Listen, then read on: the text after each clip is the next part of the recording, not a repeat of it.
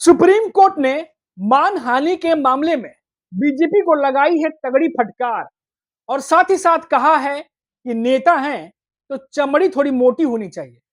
आखिर ये पूरा मामला क्या है और सुप्रीम कोर्ट में क्यों बीजेपी को तगड़ी फटकार लगी है, पूरी खबर डिटेल से आपको बताऊंगा। नमस्कार दोस्तों, मेरा नाम है मनीष कुमार सिंह, आपका स्वागत करता हूं।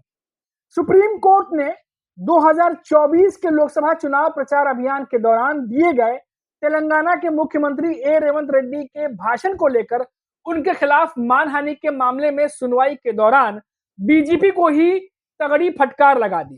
कोर्ट ने कहा कि अदालत को राजनीति का अखाड़ा बनाना ठीक नहीं। अगर आप नेता हैं तो आपकी चमड़ी भी मोटी होनी चाहिए।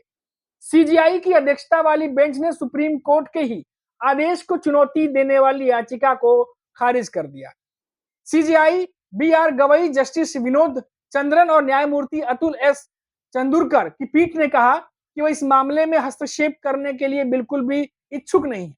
पीठ ने कहा कि हम बार बार कह रहे हैं कि इस अदालत का इस्तेमाल राजनीतिक लड़ाई के लिए न करें। याचिका खारिज की जाती है। अगर आप नेता हैं तो आपकी चमड़ी भी मोटी होनी चाहिए। ये बात अब कही। अब दोस्तों देखिए, तेलंगाना हाई कोर्ट ने 1 अगस्त को रेड्डी की याचिका पर सुनवाई की थी, जिसमें हैदराबाद की एक निचली अदालत में लंबित मामले की सुनवाई को रद्द करने का अनुरोध किया गया था। भारतीय जनता पार्टी की तेलंगाना इकाई के जो महासचिव हैं, उन्होंने मई 2024 को रेड्डी के खिलाफ शिकायत दर्ज कराई थी, जिसमें आरोप लगाया गया कि उन्हें पार्टी के खिलाफ अपमानजनक और भड़काऊ भाषण दिया है। और साथ ही इसमें आरोप लगाया गया कि रेड्डी ने तेलंगाना कांग्रेस के साथ मिलकर एक अर्जी और संदिग्ध राजनीतिक कहानी गढ़ी कि अगर भाजपा सत्ता में आई तो आरक्षण खत्म कर देगी। शिकायतकर्ता ने दावा किया कि कथित महाहानिकारक भाषण से एक राजनीतिक दल के रूप में भाजपा की प्रतिष्ठा को ठेस पहुंची है।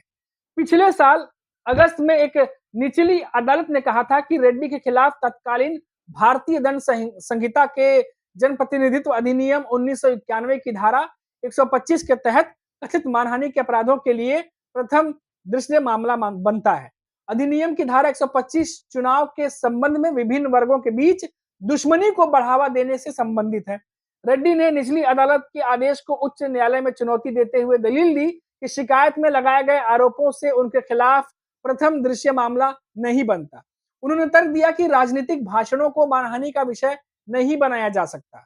अब दोस्तों देखिए, इस पर उच्च न्यायालय ने कहा था, जो रिपोर्ट्स हैं, कि अदालत कथित भाषण की विषय वस्तु और उसकी मानहानिकारक प्रकृति के मुद्दे पर चर्चा करने से परहेज करती है। हालांकि यह अदालत याचिकाकर्ता की इस दलील से सहमत है, जहां राजनीतिक भाषण शामिल हो वहां मानहानि का आरोप लगाने और सीआरपीसी की धारा 199 के तहत शिकायत दायर करने की सीमा कहीं अधिक ऊंची होनी चाहिए।